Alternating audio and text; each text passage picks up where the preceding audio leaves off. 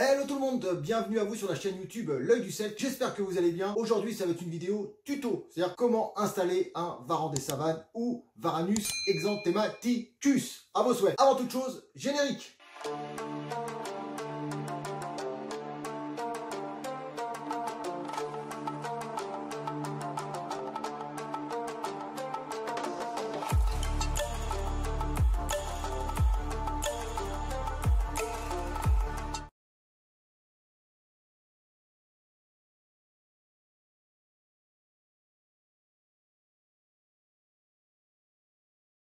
Avant de rentrer dans le vif du sujet, de savoir comment installer cette magnifique petite bête qui deviendra grande, je préfère quand même vous mettre en garde.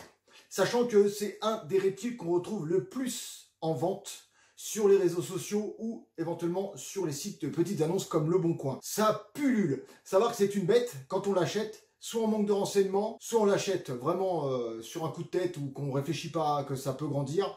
Enfin, dans tous les cas, c'est un achat qui doit être réfléchi de plusieurs semaines, de plusieurs mois, avec de la lecture, des renseignements. On prend contact avec des gens qui en ont pour savoir les besoins de la bête et ainsi de suite. Moi, je vais vous apporter, entre guillemets, le plus simplement du monde, comment installer ce petit lézard qui fait fureur dans la terrariophilie. Alors, quand on se retrouve dans les magasins où on cherche sur Internet, on le trouve juvénile. Ah, c'est tout mignon, c'est adorable. On dirait une petite peluche ou un petit truc, c'est sympa, on a envie tout de suite de l'acquérir.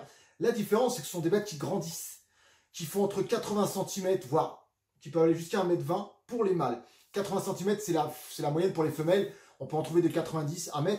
Et les mâles, on peut aller certains de plus d'1,20 m. Ça dépend des spécimens et tout ça. Donc, c'est un lézard à ne pas prendre à la légère. Je précise bien ça parce que, je vais vous dire franchement, c'est agaçant, énervant de voir des gens qui achètent des bêtes parce qu'elles sont toutes mignonnes quand elles sont petites et puis qu'on les retrouve quelques mois plus tard sur des sites, comme je vous l'ai expliqué juste avant, parce qu'elles prennent trop de place, parce qu'on n'a pas un terrarium adapté. Déjà, première chose, juste avant de commencer la vidéo et de vous montrer, parce que moi je vais vous montrer par rapport au terrarium de Dana, ma Téju d'Argentine, ce qui est à peu près la même chose, juste vous préciser une chose, ne mettez pas votre Varan dans un terrarium de moins d'1,50 m de long et de minimum 60-80 de profondeur. Pourquoi? Parce que c'est une bête qui grandit très vite. Le 1,20 m, vous allez le garder 2 mois, 3 mois, les grands maximum. Ça grandit tellement vite que vous allez être obligé de changer de terrain très rapidement. Donc investissez tout de suite dans un 150 où vous serez peut-être tranquille au moins 1 an.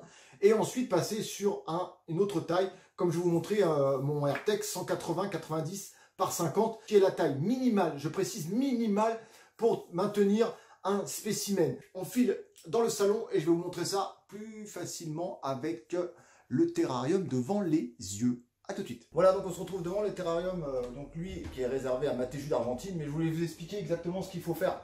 Donc il n'y a pas non plus énormément de choses à faire pour que votre bête se sente bien. L'avantage du Varan des Savanes, c'est que l'hygrométrie n'a pas besoin d'être très très forte par rapport à certaines espèces de lézards. On peut tourner autour de 50%, ce qui suffit. En général, c'est l'hygrométrie qui peut tourner dans un pavillon, dans un appartement, dans une pièce typique, on va dire. Donc on tourne autour de 50%, 55%. Donc pour un Varan des Savanes, c'est très très très bien. L'avantage d'avoir ce genre de bête, c'est qu'au niveau de l'habitacle, on va pouvoir peut-être faire, pour ceux qui ont la place, de faire éventuellement un parc. Un parc pas extérieur, mais on va pouvoir faire un parc. Donc c'est-à-dire qu'on va pouvoir mettre une bête dans un enclos, à l'intérieur ou à l'extérieur si vous êtes bien sûr dans des régions qui sont assez chaudes, et faire en sorte que votre bête ait tout ce qu'il faut pour elle. Donc faire un plus grand que ce que vous voyez là, au niveau des dimensions, donc partir sur des parcs de 3, 4, 5 mètres. Après tout dépend si vous voulez apporter les UVB qu'il faut et tout ce qu'il y a à l'intérieur au niveau des paramètres correspond, il n'y a aucun souci pour ça. Je vais vous expliquer comment. Là vous avez ce qu'on appelle le point chaud, vous avez le côté on va dire point froid et point chaud. Donc après c'est bien de dire ça parce qu'il y a une chaleur qui va se diffuser en fonction de la taille de l'habitacle.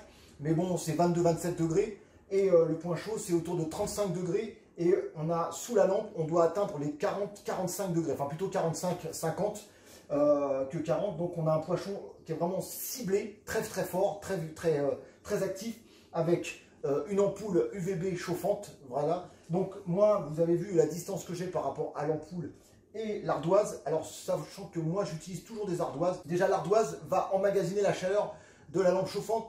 Elle va se réchauffer toute la journée jusqu'à ce qu'elle s'éteigne. Souvent, ma bête, moi, continue à être dessus le soir, le temps que la pierre perde de sa chaleur. Parce qu'il faut savoir que l'ardoise, c'est comme une pile qui se recharge, elle emmagasine énormément de chaleur et ensuite, elle la restitue pendant la nuit.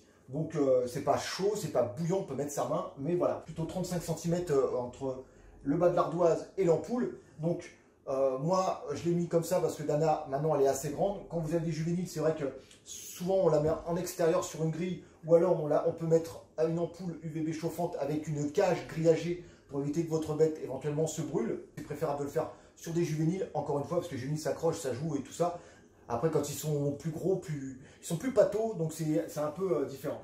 Alors, la seule chose que je ne vous parlerai pas, moi, au niveau de l'installation d'un varan des savanes, c'est la période d'hibernation. Si vous faites mal l'hibernation, ça peut être dangereux pour votre bête. Voilà, donc ici, on a le point chaud. Donc, en termes de substrat, on peut mettre exactement la même chose qu'il y a dans ce terrain-là. Donc, moi, j'ai mis des éclats de coco et de l'humus de coco. Et dans la partie qui est là, ici, là, juste là, j'ai mis donc des éclats de coco, de la tourbe, et j'ai mis de la sphaigne. Donc on va avoir le côté cocon, le côté humide et tout. Donc là je vous en ai sorti une deuxième. Donc moi j'achète des jauges, on les trouve facilement dans les magasins de bricolage. Celle-là m'a coûté 5 €. Donc vous avez deux possibilités, soit vous la mettez comme ça, vous mettez votre tourbe blonde, vos éclats de coco et votre sphaigne. Vous mélangez tout ça, que ça soit bien humide. Votre bête va souvent et sûrement aller creuser à l'intérieur et se faire son petit nid. Soit vous la mettez en dessous.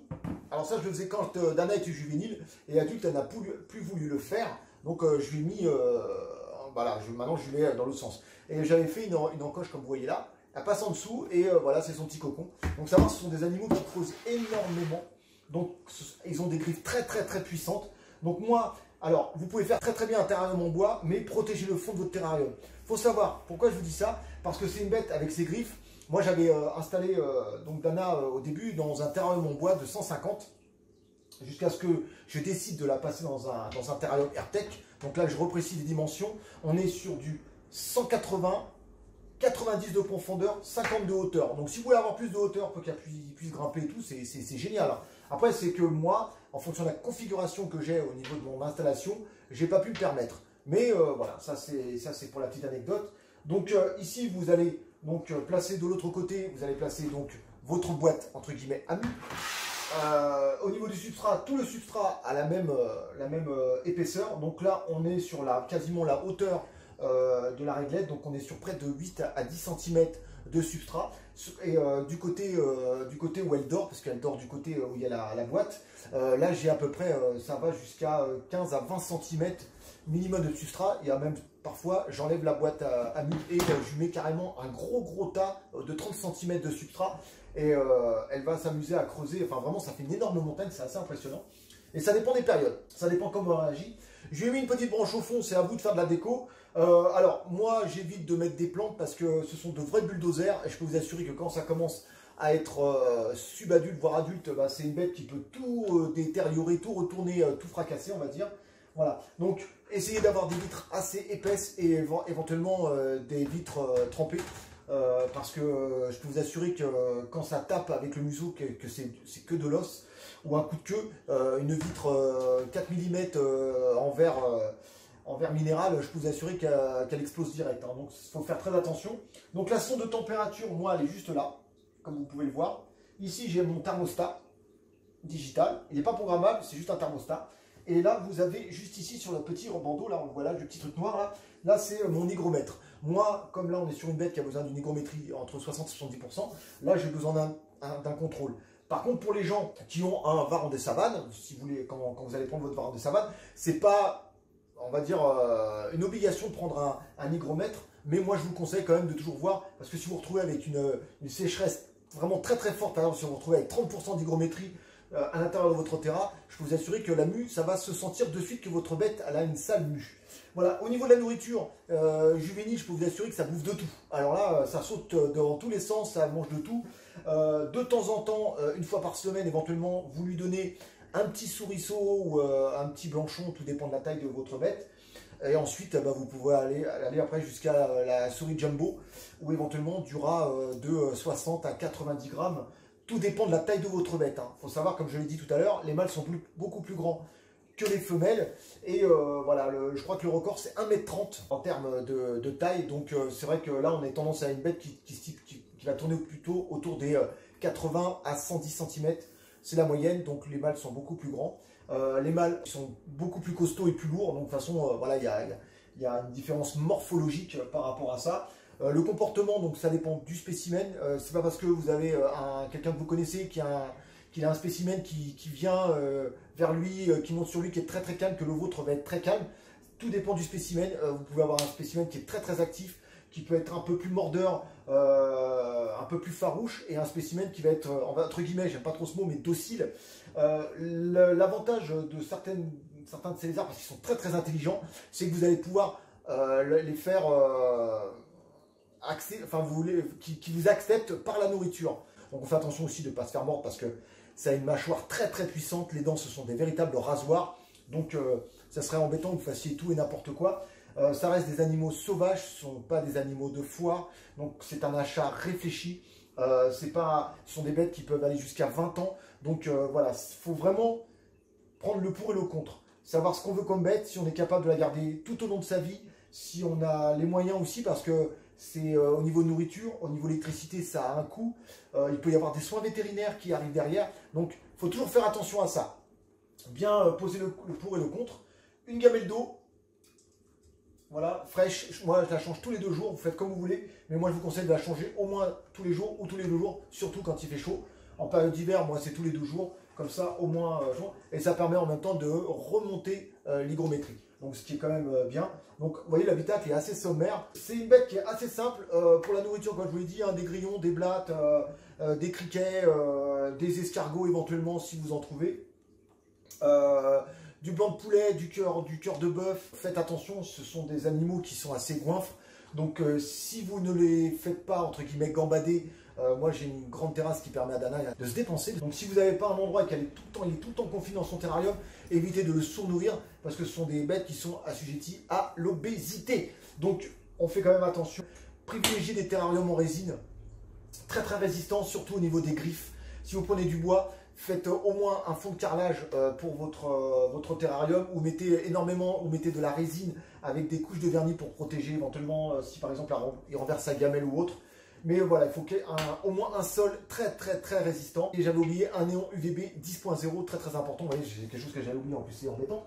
Moi, il fait un tiers, là on a la moitié, ouais, il fait à peu près la moitié de la surface de mon terrarium.